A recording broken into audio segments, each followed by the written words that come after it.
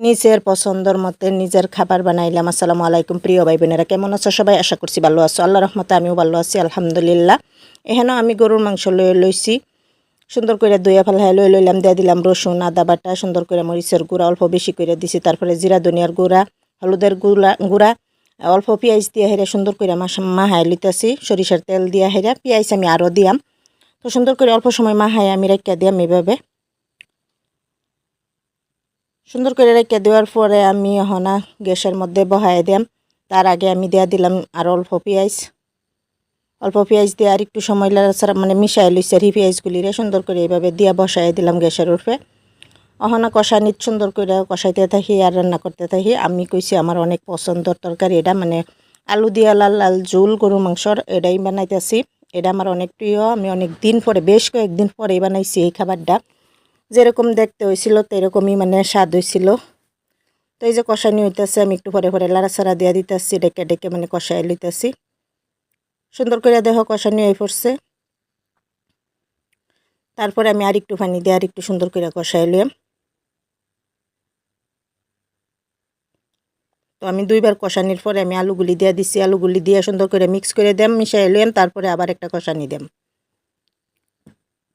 সুন্দর করে এইভাবে কষাই দেওয়ার পরে আমি একদম ডাক্কা দিছি, ডাক্কা দিয়ে হেরা পরে পানি দিয়ে দিলাম, মানে একটু ঝোল টাইপের হবো, যেহেতু আমি আলু দিছি, আলুর লাল লাল ঝোল হইব মাংসর।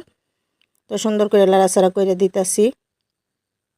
একদম সিম্পল সাধারণ আমি সবসময় এভাবেই রান্নাটা করি। তারপরে এই যে দেখো কষানির পরে আলু মাংস একলগে কষানির পরে আমি সুন্দর করে দিয়ে দিলাম পানি দিয়ে দিছি, কারণ আলু দিয়া বানাইতেছি ঝোল হইব এটার।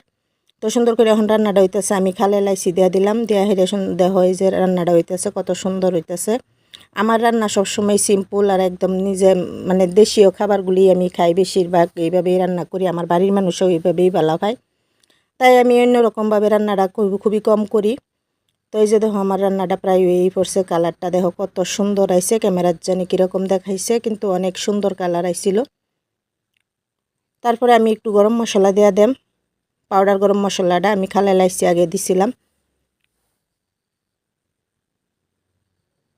রান্না করতে করতে পতিলাগুলি এরকম হয়ে পড়ে, তারপরে আমি এইভাবে মুচ্ছা দিই। এই যে দেখো আমি গরম মশলা দিয়ে দিলাম, দিয়ে হেরা হন আর একটু সময় রান্নাটা কইরা হেরা গ্যাসটা অফ করে দিলাম।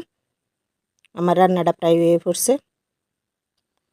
দেখো কালারটা কত সুন্দর আইছে, খুব সুন্দর আইছে কালারটা। কীরকম লাগলো তরকারিটা? যদি ভালো লাগছে আমার পাশেই থাকবা, সঙ্গে থাকবা, আমার একটু ভালোবাসা দেওয়া যাবা। সবসময় আমি সিম্পল রান্নাগুলিই দেখাই। এই যে দেখো আমার তরকারির কালারটা কত সুন্দর হয়েছে, আলুর লাল লাল ঝোল মাংস দিয়া। কীরকম হইলো? যদি ভালো লাগছে আমার পাশে থাকবা, সঙ্গে থাকবা। আজকের জন্য আল্লাহ হাফেজ, সুস্থ থাকো, ভালো থাকো।